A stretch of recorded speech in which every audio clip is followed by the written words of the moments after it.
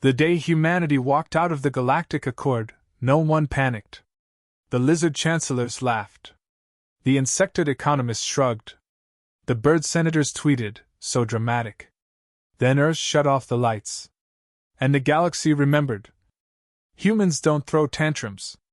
They throw wars. They killed Valeth Prime on a Tuesday.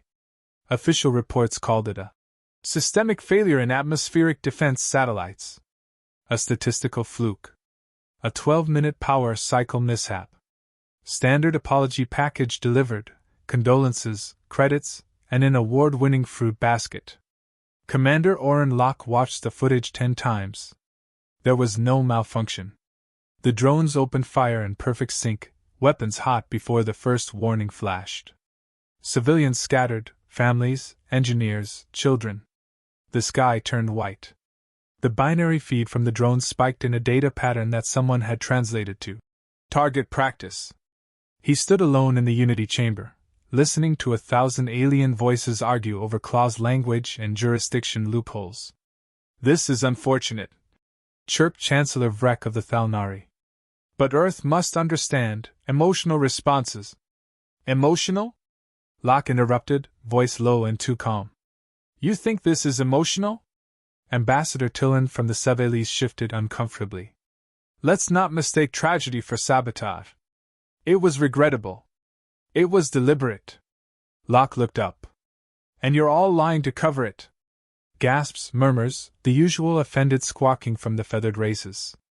The chair of the Accord slammed his staff against the podium. Earth's representative will cease slander or be removed. Locke reached into his coat and slowly pulled out a data crystal. I'm not here to argue. He set it on the podium. That contains the last transmission from Valeth Prime. The one your tech division buried. Silence. Do not respond, Locke quoted. Their ships are above us. We are unarmed. He let it hang in the air. No one moved. I came here with trust. I disarmed Earth's fleets. I dismantled our black sites. I sold peace to my people while you snuck knives under the table. His voice sharpened. And you thought we wouldn't notice? Chairman Kor folded his arms. You're threatening galactic unity. Locke tilted his head. No. I'm leaving it. Laughter. Until he said, effective immediately, Earth withdraws from the Galactic Accord. All human personnel are recalled. All Terran assets are decommissioned. We are done. You can't just walk away, hissed Vrek. Locke's mouth twitched. That's the thing. We already did. He turned and walked out. 12 hours later, the galaxy cracked. Terran engineers stopped answering comms. Human AI networks went offline. Hospitals across the Concordant Zone lost diagnostics, sanitation, surgical navigation. By sunrise, 10,000 ships were stranded in slip space corridors they no longer understood how to navigate. Human-built jump gates shut down mid-transit. 3 diplomatic cruisers evaporated trying to bypass them. No explanation. No declarations. Just silence. News feeds howled. Where did the humans go? Conspiracy theories erupted. Interstellar analysts tried to calm the markets. Panic bloomed in every direction but Earth. Then came the Rook. It appeared on the edge of the Orion Wall, a structure the size of a small moon. No heat. No signals. No signs of life. Just one unbroken broadcast in every galactic language. You took our peace. So we took your future. We are not hiding. We are waiting. Ambassadors called emergency sessions. Theories swirled. Was it a weapon? A decoy? A bluff? An AI interface command center? They sent a telepathic probe. The telepath died laughing. What does it mean? Someone asked Locke in a back-channel call. Locke sipped coffee. It means we're done pretending you're in charge. Galactic Command issued ultimatums. They demanded Terran reintegration. Open negotiations. Mediation. No reply. Instead, the Rook started mirroring. Ships that scanned it were fed visual playback of their own war crimes, amplified through immersive projection. Entire crews collapsed from psychological feedback. Captains accused crew. Officers executed subordinates for treasonous thoughts, triggered by the scans. Then it stopped transmitting. Now it just hovered. Watching. Locke stayed off the radar for a week, then surfaced on Venus, in a bar run by a blind AI bartender who only played jazz. He was halfway through a Terran rye when 6 armored elites from the Accord entered, guns hot and orders loud. "You're under arrest," said their leader, a Rezic blood tactician. "For destabilization of galactic peace." Locke downed the last of his drink. "Peace? You will come with us." He stood. "Sure." They chained him, black-bagged him, and dumped him in an interrogation room on the diplomatic dreadnought Unity's hammer. 3 hours passed. No questions. 4 more. No food. At hour 8, they unbagged him. Admiral Syrinx, head of interspecies operations, stood across from him. "You think this is funny?" she snapped. "No," Locke said. "I think it's necessary. You've doomed us." "We offered peace," he said. "You just didn't read the fine print." Syrinx leaned in. "Tell us what the Rook is. Tell us what Earth is planning." Locke looked her dead in the eye. "We're not planning anything. We walked away. You're the one spinning." Syrinx's eye twitched. "The galaxy is on fire." "Then maybe," Locke said, voice cool. "Stop blaming the match and look at your kindling. Enough riddles." "It's not a riddle," Locke said. "It's a mirror. That's all the Rook is. It shows you what you've done. You called us violent, unstable, dangerous. And when we gave you nothing but cooperation, you burned our colony for fun. So we left. You want us to beg?" "No," Locke said. "We want you to realize you're not the good guys." She slammed her fist down. "If you won't help us fix this, we'll take Earth by force." Locke smiled. And the lights flickered. Every screen in the ship lit up with a Terran broadcast, just text, bold and silent. "Try. Please." Seconds later, the Unity's hammer systems crashed. Life support went critical. The fleet-wide AI launched diagnostic lockdowns with Terran signatures embedded so deep, no one could untangle them. Locke stood. "You thought peace was weakness. It wasn't. It was a favor." He walked out of the chamber. No one stopped him. By morning, the Accord's diplomatic wing was in open revolt. 6 species declared neutrality. 3 demanded entry into whatever alliance Earth's building. There wasn't one. That was the point. Earth wasn't playing the game anymore. And the rest of the galaxy had no idea what to do without its wildcard. The Accord's collapse didn't start with missiles or war declarations. It began with confusion, slow, creeping, and humiliating. Traffic control vanished in the Ternex corridor. Terraforming rigs stopped mid-cycle across 17 colonies. Medical drones defaulted to standby mode, blinking out. "Awaiting human operator." Ships drifted. Power grids blinked. The galaxy started suffocating on its own arrogance. No formal statement came from Earth. No reply to messages, no demands, no threats. Just silence. And silence terrified them. Ambassadors were recalled. Analysts flooded news feeds with theories. Maybe Earth was planning retaliation. Maybe they'd built something worse than war. Or maybe the humans were just waiting, which was somehow more disturbing. Then the Rook appeared. It didn't arrive, it simply existed, parked on the edge of the Orion Wall like it had always been there. A dull, dark construct the size of a moon, unarmed, unmarked. It broadcast a single sentence, translated across every linguistic matrix. "You took our peace. So we took your future." No signals came from it. No pings. No thermal activity. Scans failed. The closer ships got, the harder it was to understand what they were seeing. One captain went blind. Another claimed he saw his own mother's execution playing out in real time across the hull. A scout ship's AI self-destructed mid-scan, mumbling human lullabies and static. Commander Orrin Locke, meanwhile, had disappeared. Rumors spread, He'd gone rogue, he'd activated the Rook, he was assembling a shadow fleet. Others insisted he'd been killed. He hadn't. He was in a bar on Venus, playing poker with a bartender drone and a disgraced Martian wrestler. You walked out on the galaxy. The wrestler muttered over a glass of something flammable. No, Locke said without looking up. I walked away from an audience that applauded murder. 6 armed envoys from the Accord stormed in an hour later. They weren't diplomatic. They weren't subtle. They dragged Locke out mid-hand, Nero cuffs tight and weapons primed. They took him to the flagship Unity's hammer, locked him in an interrogation suite engineered to suppress every known Terran psychological exploit. They underestimated Locke's familiarity with silence. He sat alone for 6 hours before Admiral Syrinx arrived. You will tell me what the Rook is? Locke stared. You're late. The galaxy's already on fire. She leaned forward. You built something. A weapon. It's spreading panic across 12 sectors. Species are defecting. Trade routes are collapsing.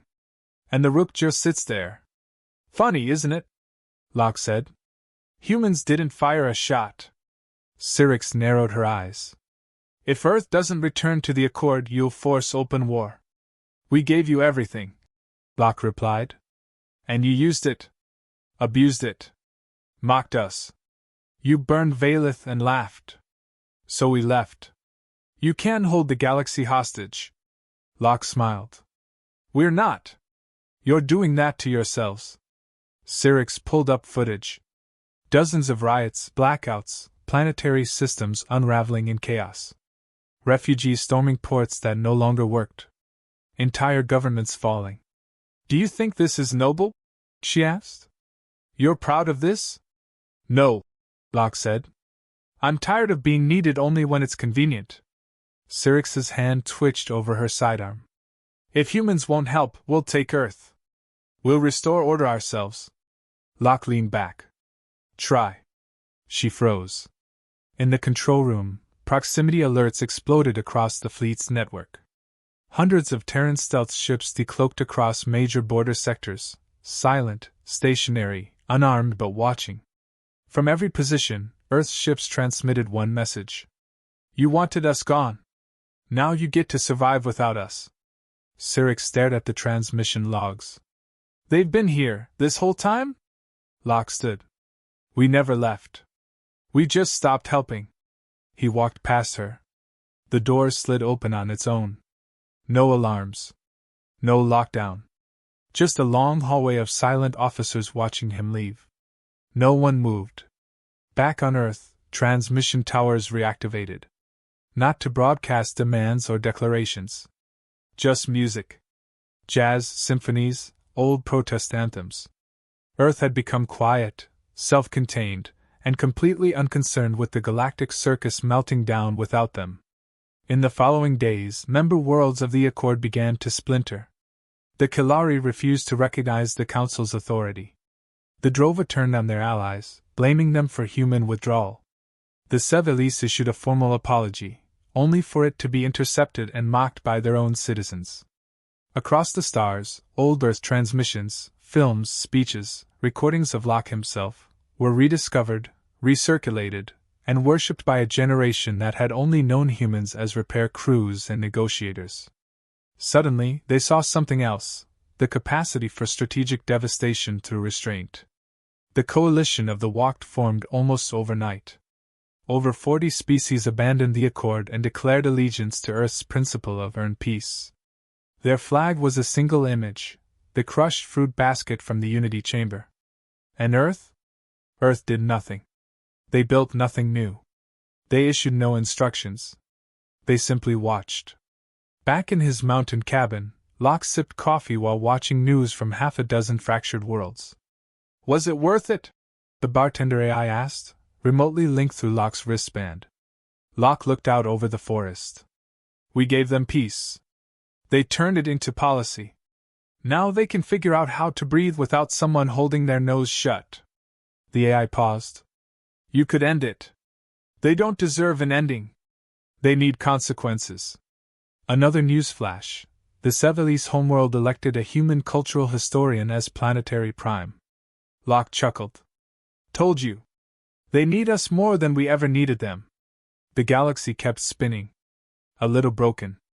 A little lost. But for once, they were learning what humans had already mastered: how to survive the aftermath of silence. Commander Orr and Locke stood in the middle of a war room that wasn't his, surrounded by species that once called him a curiosity.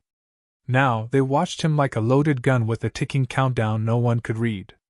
The coalition envoys leaned forward across the table, their eyes bright with a desperation they tried to disguise as diplomacy.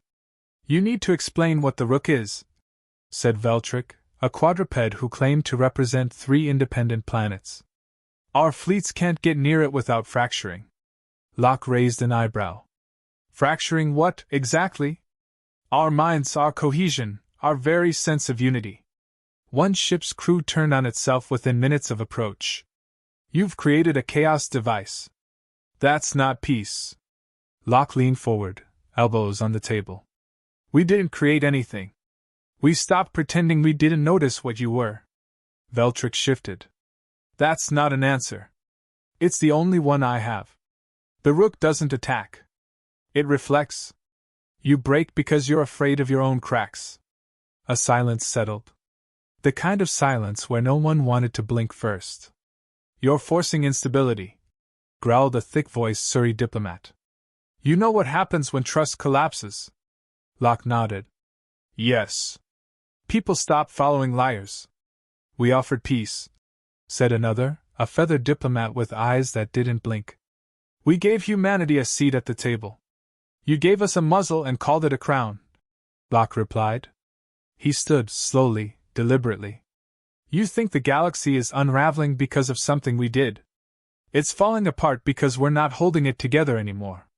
The difference matters." The envoys stared as he walked out. No one followed. No one stopped him. Outside the chamber, agents of the Accord loitered in silence. A few nodded at Locke. He didn't acknowledge them.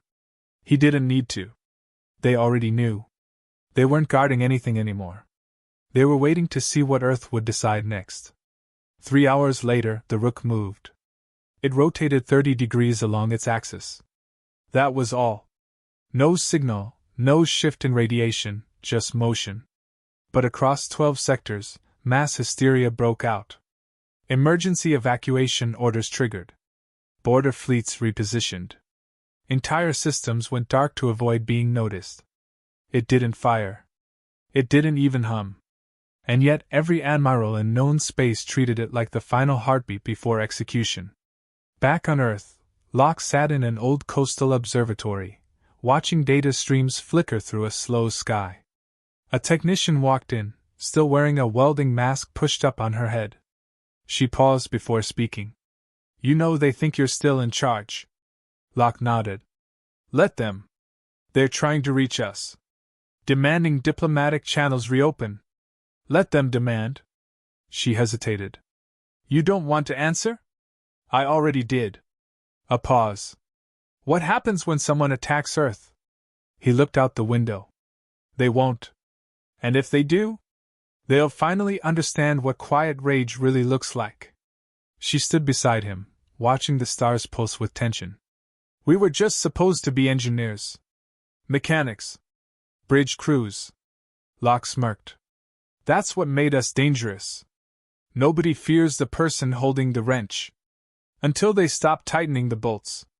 Messages flooded in from the Accord's remnants, begging for reintegration. The coalition of the Walked gained 20 new members in 2 days. Species once loyal to the Accord now rejected it entirely. But Earth remained silent. It didn't recruit. It didn't expand. It didn't conquer. It just waited. When a rogue planetary governor declared war on Earth to win political points, his flagship disintegrated before it cleared orbit. Not from weapons fire. From every Earth-coded system aboard disabling at once: engines, shields, navigation, even oxygen. He died staring at a maintenance bot that whispered, "This is why you read the manual," before shutting itself down permanently. No other attacks followed. At the edge of the galaxy, the Rook's shadow fell over an abandoned outpost. One of the old Accord's surviving admirals arrived in person, demanding to speak to Locke. He didn't ask. He demanded. Locke didn't go. He sent a file. Inside it was a list, long, detailed, time-stamped.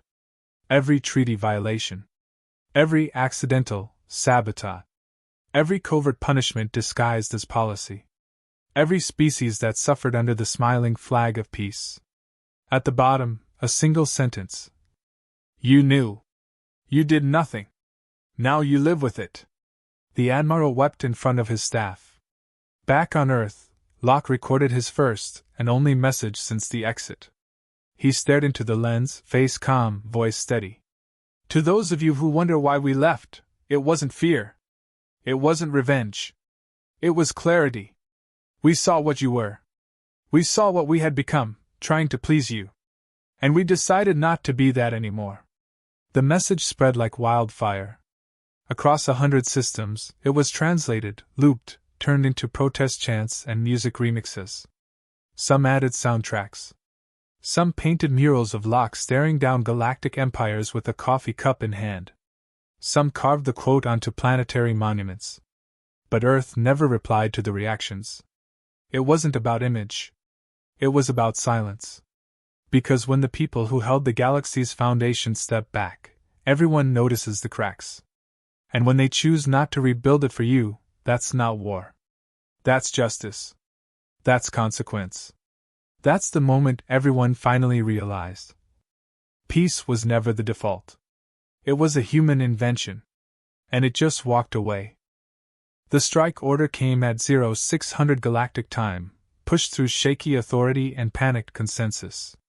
The Accord's fractured leadership had finally voted. The Rook was to be destroyed.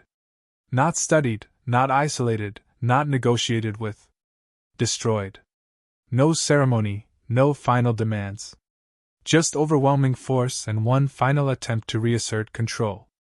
83 warships converged on the object's coordinates, each outfitted with the latest in energy displacement weaponry, antimatter warheads, kinetic rods, every tool in the interstellar arsenal short of planet crackers. Crews were briefed. No communications would be attempted. The message was to be dominance. Restore fear. Reclaim power. The countdown began. On Earth, Locke sat alone in a field of wind turbines, a datapad in his lap, news feeds already lighting up with commentary, speculation, analysts shouting over each other with their trademark blend of ignorance and confidence. They're going to do it, said a voice behind him. He didn't turn. Of course they are. They think it's the key to everything. A statement. A show of strength. They're used to symbols doing their fighting. What happens when they hit it? He looked up at the sky. They see themselves. For once, clearly. The fleets launched their payloads. Hundreds of projectiles, beams, pulses, ripples of space-time bent and broken to tear through the object. The Rook didn't move. Didn't shield. Didn't respond. It shattered. Perfectly. Chunks of black alloy burst into high orbit, scattering like confetti. The debris spread in geometrically impossible patterns. Each fragment flickered, repositioned itself mid-trajectory, and stopped, suspended in perfect synchronicity across several parsecs. Then they lit up. The symbols formed a message, visible from every system within jump distance. It wasn't an image. It wasn't a video. It was a sentence, written in radiant stellar dust across open space. You proved our point. A second wave of particles shifted position. We built peace. You mistook it for submission. The final set of fragments pulsed once, releasing harmless, synchronized energy bursts, enough to briefly disrupt every communications relay across the Accord systems for exactly 60 seconds. Not long enough to do damage. Just long enough for everyone to see it happen at once. You wanted us gone. You got your wish. The feed cut off. Admirals stood frozen at their command stations. Crew members stared at data screens that now displayed no threats, no targets, no trace of the Rook remaining, just silence. Back on Earth, Locke closed his pad. They'll scramble for explanations, he said. Blame each other. Declare victory while watching their systems rot. It won't matter. And if they launch again? There's nothing left to hit. The coalition of the Walked released a joint statement within the hour. They denounced the attack, condemned the Accord's aggression, and formally dissolved diplomatic relations with any species that participated in the strike. Their message ended with a quote from Locke, lifted from an old speech no one had paid attention to at the time. Peace is not the absence of weapons. It's the presence of respect. Earth didn't reply. It didn't need to. In the days that followed, border disputes erupted between Accord members over access to now-defunct Terran-built infrastructure. Shipping lanes that once shared human maintenance collapsed under mismanagement. Propaganda networks faltered. Civil unrest surged across core worlds. A delegation of Accord representatives traveled to Earth, unarmed, requesting an audience with any human willing to speak. They waited in orbit for 2 days, broadcasting humble appeals for dialogue. Locke finally answered. I'm not interested in fixing what you broke. I told you we walked away. I wasn't bluffing. You can't isolate yourselves forever, one of them argued. Forever? Locke repeated. You thought we'd keep fixing the same mess, every generation, every betrayal, every backstab covered in policy language. But we never stopped keeping receipts. The Rook was just the highlight reel. You've destabilized everything. No, Locke said. You did. You just lost your distraction. They left without argument. The Accord began hemorrhaging members. Planets once loyal to its central authority declared neutrality. Others sought alliances with Earth or the Coalition. In some sectors, new compacts formed, inspired not by dominance, but necessity, mutual aid, open transparency, shared failure. It was slow. Messy. But real. Locke didn't speak to the public again. He didn't need to. His words were already everywhere, quoted, remixed, sculpted into stone and carved into hulls. Children on distant moons wore shirts printed with his deadpan warning. Try. Please. He spent most of his time walking. Watching storms form across oceans Earth had learned to care for again. Humanity was quieter now. Not smaller. Just focused. They had no empire. No throne. No hunger to control. But their absence echoed louder than any war. And the galaxy finally listened. The stars didn't notice when the Galactic Accord died. No flare, no bang, just a quiet unraveling of obligations no one could enforce anymore. Borders meant nothing. Treaties expired into air. The ones who had mocked humanity the loudest were now broadcasting apologies no one read. Others offered concessions too late. Earth had gone silent, but silence from humans was never peace. It was punctuation. Commander Oren Locke walked through the edge of New Cascadia, a Terran rebuilt city layered with clean lines and calm sky. A courier drone hovered at his side, projecting incoming diplomatic requests he didn't answer. He nodded to the baker, waved to a child pointing excitedly at the stars, and climbed the stairs to the rooftop observatory without once looking back. The message had already been sent. The consequences had already landed. In orbit, the coalition of the Walked finalized its charter without fanfare. 47 species, once ignored or coerced by the Accord, now stood under a mutual pact. No demands, no central rule, only survival and respect. They requested no help from Earth but built their foundation around its example. Not around strength, but boundaries. Humans hadn't offered a new empire, they'd modeled a refusal. Across fractured territories, ex-Accord members fell into crisis. The Council's financial grid, once maintained by Terran code, had collapsed. Synthetic crops failed without the environmental balancers Earth had engineered. Medical networks, stripped of human interface, malfunctioned with tragic efficiency. For the first time, the galaxy realized that Earth's engineers had not just designed systems, they had understood them. The Accord's last chair sent a private message to Locke. "You've left us to chaos." Locke replied. "You did that yourselves. We just stopped carrying you through it." "Then what now?" the chair asked. Now you find out what you really are. A week later, Earth received a transmission from the outer colonies of the Drovan cluster. A rebellion had ousted their governor. The people requested guidance, not weapons, not fleets, but human ethics councils. Not power. Wisdom. Earth declined. Not because they didn't care, but because this time, it had to come from them. Locke sat on a bench overlooking a canyon older than the Accord itself. A young diplomat in training approached quietly, unsure if she should speak. "Do you think they'll recover?" she asked. He shrugged. "Maybe." She hesitated. "And if they don't? They'll fade. Something new will take their place. And if the new thing's worse?"